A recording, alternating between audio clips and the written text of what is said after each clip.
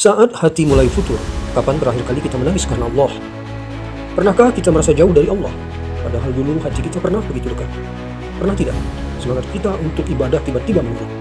Dulu rajin sholat malam, sering baca Quran, hati terasa lembut. Tapi sekarang, ibadah jadi berat, hati terasa keras, kering dan hampa.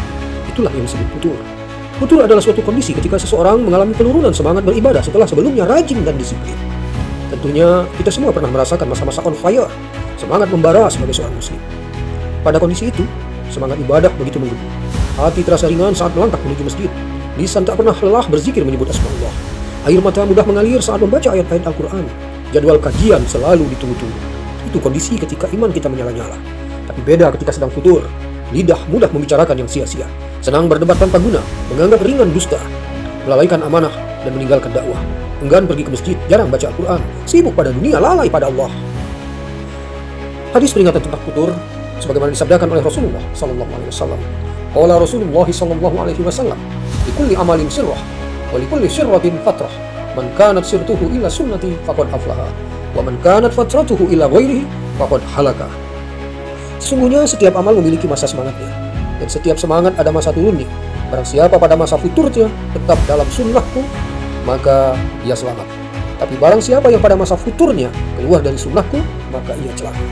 Hadis riwayat Ahmad, nomor hadis 6765 dan Ibnu Hibban, nomor hadis 1513.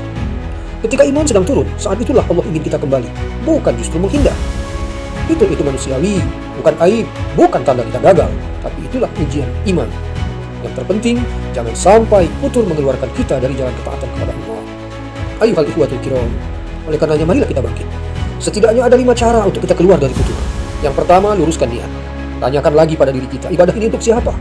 Jika karena Allah, maka sekecil apapun amal yang kita lakukan, Allah pasti menerimanya. Yang kedua, lanjutkan amal-amal kecil tapi istiqomah. Demikian sabda Nabi Muhammad SAW. Qala Rasulullah SAW, "Ahabbul a'mali ilallahi adwamuha wa in qalla." Amalan yang paling dicintai Allah adalah yang kontinu, yang terus-menerus dikerjakan meskipun sedikit. Hadis riwayat Imam Bukhari dan Muslim.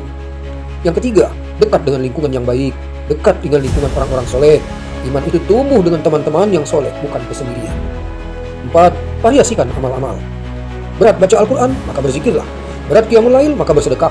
Banyak jalan menuju Allah. 5. Jangan lupakan doa. Ya Allah, Zat yang membolak-balikkan hati, tetapkanlah hatiku di atas agamamu. Ya muqallibul qulub, sabbit qalbi ala dinik. Iman itu naik turun. Yang menang bukan yang tak pernah jatuh, tapi yang tetap bangkit di jalan Allah. Karena yang terbaik bukan yang tak pernah futur, tapi yang saat futur tetap bertahan dalam sunnah, lalu bangkit kembali dengan hati yang diperbaharui. Semoga Allah menghidupkan kembali semangat iman dalam dada kita. Allahumma sabbit qulubina ala dinik. Kapan terakhir kali kita menangis karena rindu pada Allah? Yuk, simak videonya, bagikan, dan tandai teman yang sedang butuh penguat iman. Follow dan Husni Reminders untuk renungan harian Quran. Wassalamualaikum warahmatullahi wabarakatuh.